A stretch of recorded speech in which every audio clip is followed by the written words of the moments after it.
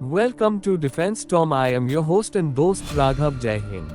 New twin-seater Su-57 specially customized for India's requirements and linked to FGFA program, claim Russian reports. Russia's newly revealed two-seat Su-57 stealth fighter is increasingly being viewed as the direct successor to a shelved Indo-Russian joint venture. Recent statements from within the Russian aviation industry openly admit that the aircraft's core design was fundamentally shaped by India's specific requirements. According to a widely shared Russian report regarding the jet's development, the new twin-seat model was swiftly adapted from an older test aircraft, known as the 055 prototype. The report bluntly noted that the modification was done because the Indians wanted such an aircraft, and we customized it for them.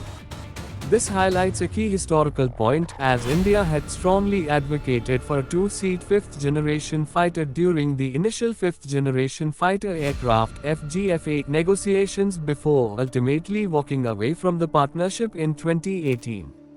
The aircraft currently undergoing flight trials is understood to be a heavily modified T-55 prototype. This specific airframe notably suffered a severe engine fire in 2014 during tests at the Zhukovsky airfield, an incident that occurred in full view of visiting Indian delegates. Rather than constructing a completely new jet, Russian engineers rebuilt the aircraft's front section to house a tandem cockpit, drawing direct inspiration from the Su-30 Mki fighters currently serving as the backbone of the Indian Air Force. Open-source flight tracking and official releases confirm this aircraft still carries the bot number 055 Blue and successfully completed its maiden flight in this new configuration on May 19, 2026. Flown by renowned Sukhoi test pilot Sergei Bogdan. The arrival of this modified fighter confirms long-held suspicions that Moscow continued to develop the FGFA concepts even after New Delhi excited the project. India had originally withdrawn due to concerns over stealth capabilities, engine readiness, total costs, and the level of technology transfer. Today, the new two-seat Su-57, sometimes referred to by Russian aviation bloggers as the Su-57D or Su-57O, looks remarkably like the aircraft Indian defense experts envisioned the FGFA would eventually become if the collaboration had survived. Russia's state-owned defense conglomerate, Rostec, alongside First Deputy Prime Minister Denis Manturov, has clarified that this jet is built for much more than simply training new pilots. Official statements outline that the aircraft is designed to act as an advanced airborne command center. The second crew member in the rear seat will serve as a tactical battle manager, directing a mixed fleet of crewed jets and uncrewed combat drones in a highly networked combat environment. This approach directly mirrors the strategy behind China's J-20S, another twin-seat stealth fighter designed specifically for man-unmanned teaming operations. Visual evidence from the prototype reinforces this futuristic combat role.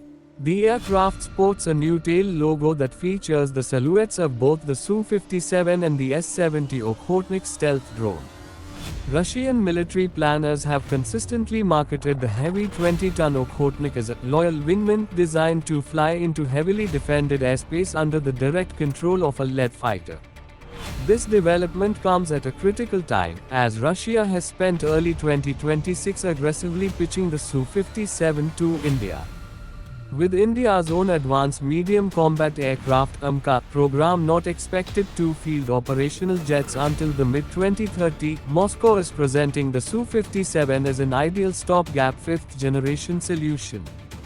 During the Wings India 2026 exhibition in Hyderabad, Russian representatives offered generous technology transfer agreements.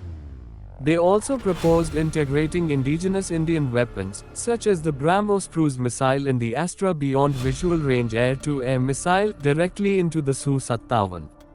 The sudden physical availability of a two-seat model makes this offer even more appealing, as the Indian military has long preferred dual-seat fighters for complex strike missions, sensor management, and future drone coordination. Despite the tactical advantages of an airborne command post, the modification is not without its drawbacks. Adding a second cockpit requires significant engineering compromises.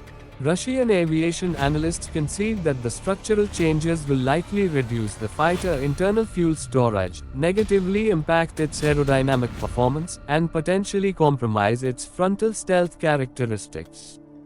As regional rivals advance their own stealth capabilities, India will have to carefully weigh these trade-offs if it considers reviving its interest in the Russian platform.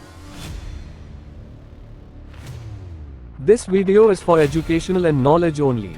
Does not promote war, violence and hostility towards any nation or group or discussions. Intended to understand military technology and development objectively. Thank you for watching. I see you in the next video.